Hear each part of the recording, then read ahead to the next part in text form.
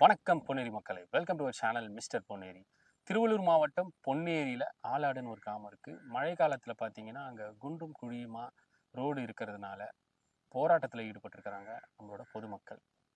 அந்த போராட்டத்தில் ஈடுபடும் போது வர பஸ் எல்லாத்தையுமே இவங்க தடுத்து நிறுத்தி போராட்டத்தில் ஈடுபட்டிருக்கிறாங்க. இந்த போராட்டத்தை தடுக்கணும் அப்படின்றதுக்காக போலீஸும் சம்மந்தப்பட்ட அதிகாரிகளும் அந்த இடத்துக்கு வந்து அவங்கக்கிட்ட வந்து காம்ப்ரமைஸ் பேசி அவங்கள வந்து அனுப்பியிருக்கிறாங்க.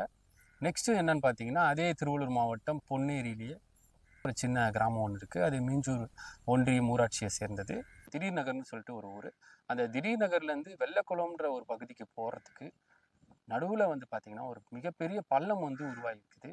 அந்த பள்ளத்தை வந்து கொஞ்சம் மூடுங்க அப்படின்னு சொல்லி சம்மந்தப்பட்ட அதிகாரிகளிடம் கோரிக்கையை வந்து பொதுமக்கள் வச்சுருக்கிறாங்க.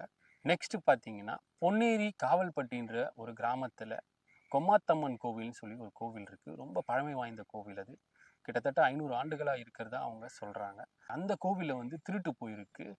சாமியோட கழுத்தில் இருந்து தங்க நகைகளையும் வெள்ளி நகைகளையும் அங்கே இருந்த உண்டியலில் இருக்கிற பணத்தையும் அப்புறம் பூஜை பொருட்களை கூட திருடி இருக்கிறாங்க திருடர்கள். இவங்கள வந்து சிசிடிவி கேமராவில் செக் பண்ணி கண்டுபிடிக்கலான்னு சொல்லி போலீஸார் முயற்சி செஞ்சிட்ருக்கிறாங்க. இந்த இன்வெஸ்டிகேஷன் ப்ராசஸ் எவ்வளோ தூரம் போகும்னு தெரியல.